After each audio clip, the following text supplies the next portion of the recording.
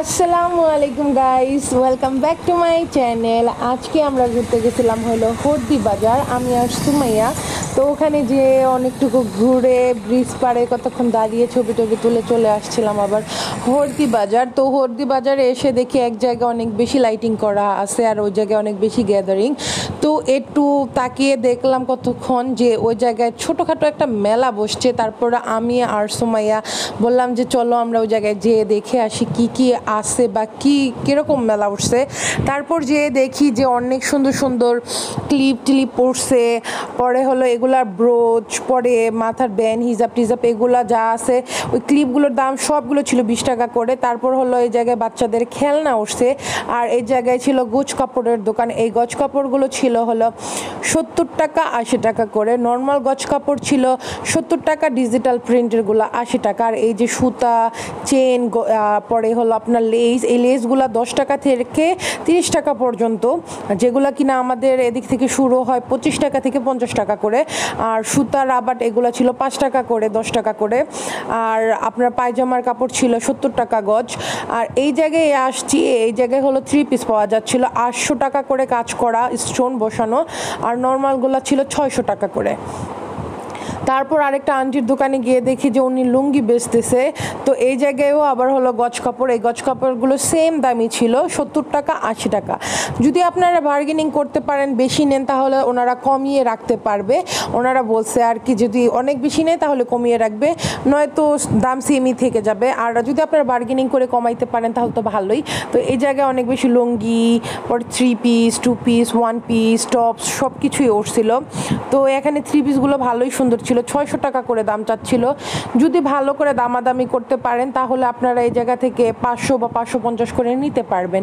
আর দাম অনুযায়ী কিন্তু 3 পিসগুলো অনেক বেশি সুন্দর ছিল, অনেক বেশি রিজনেবল ছিল। তারপর দেখি যে অনেক ধরনেরই জামা কাপড়, যেমন ধরেন শীতের জামা কাপড় সব উঠে গেছিলো, লুঙ্গি টুঙ্গি সব উঠাইছিল ওনারা। তো এগুলো হলো গাউসিয়া থেকে এই জায়গায় একটা ছোটোখাটো মেলার মতো বসাইছে। তো শীতের জামা কাপড় উঠছিল, আঙ্কেলরা ডাকতেছিল, আঙ্কেলরা বসাইছে এই দোকানটা। তারপরে এই 3 পিসের দোকানে গেলাম, এখানে অনেক সুন্দর টপস 3 পিস ছিল। ভাইয়া এই ড্রেসগুলোর প্রাইস কত?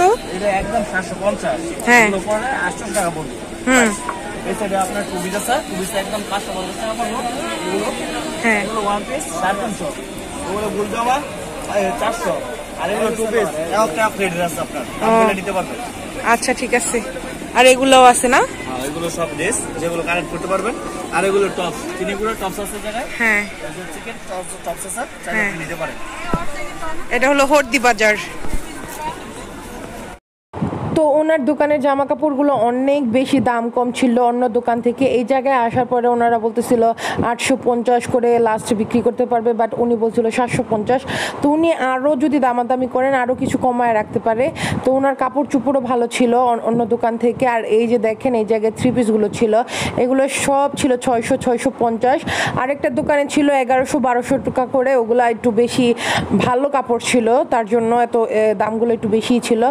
তো অনেক ধরনের 3 পিস আছে, আপনারা যদি চান এখান থেকে বাই করতে পারেন।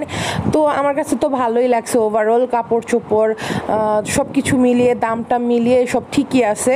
তো আপনারা চাইলে কিন্তু হর্দি বাজার থেকে এই কাপড় চোপড়গুলো কিনতে পারেন যদি আপনারা চান।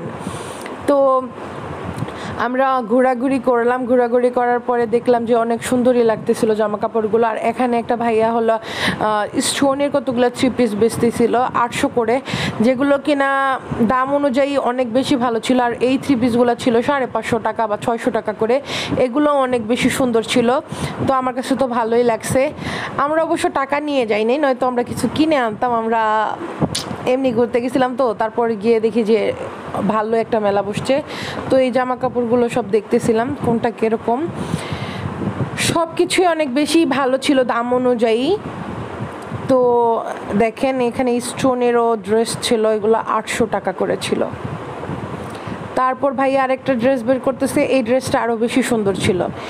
এইটা মনে হয় 1200 টাকার মতো চাইছে, বাট আমরা যদি উত্তরা থেকে কিনতে যাই তাহলে এটা 1500 টাকা দিতেই হতো, কারণ এই 3 পিসটা অনেক সুন্দর, এটার ওনার মধ্যে অনেক বেশি কাজ ছিল। তারপর আমরা বাসার সামনে এসে দেখি চিতই পিঠা বানাচ্ছে, ওখান থেকে খেয়ে পরে বাসায় চলে আসলাম। আজকে এই পর্যন্তই, আল্লাহ হাফেজ।